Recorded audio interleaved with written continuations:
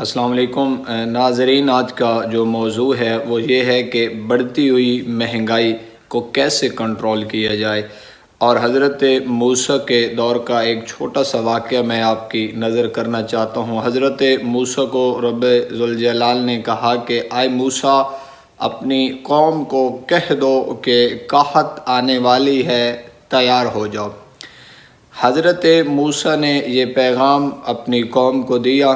جب انہیں پتہ چلا کہ قحط آنے والی ہے، ٹف ٹائم ہم پہ آنے والا ہے، ناظرین قابل غور بات یہ ہے جو میں اب کرنے جا رہا ہوں، تو انہوں نے جیسے ہی جناب موسیٰ سے یہ سنا تو انہوں نے اپنے گھروں میں جو ساتھ والے گھر تھے تو انہوں نے دیواروں میں چھوٹے چھوٹے سوراخ کرنا شروع کر دیے، اور ان کے سوراخ کرنے کی وجہ یہ تھی، لاجک یہ تھی کہ اگر سختی زیادہ ہو جائے گی، دشواری زیادہ ہو جائے گی زندگی گزارنے کے لیے، تو جو میرے ساتھ والے پڑوسی ہیں میں ان کی ہیلپ کر سکوں، تاکہ میں چپکے سے ان کو چھپ کر ان کی مدد کر سکوں۔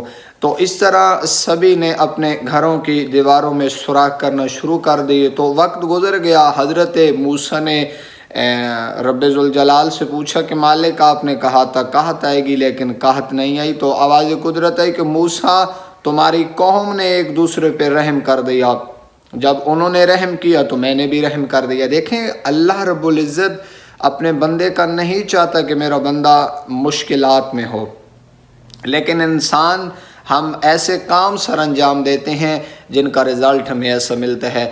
جو اب سچویشن ہے، مہنگائی انتہائی عروج پہ ہے، تو کچھ مہنگائی ہے اور کچھ ہمارے تاجران جو ہیں، بزنس مین جو بڑی پارٹی ہیں، وہ بھی 1 روپیہ اگر مہنگائی ہو تو وہ 20 روپے زیادہ کر کے اس کا جو بلیم ہوتا ہے وہ حکومت پہ لگا دیتے ہیں۔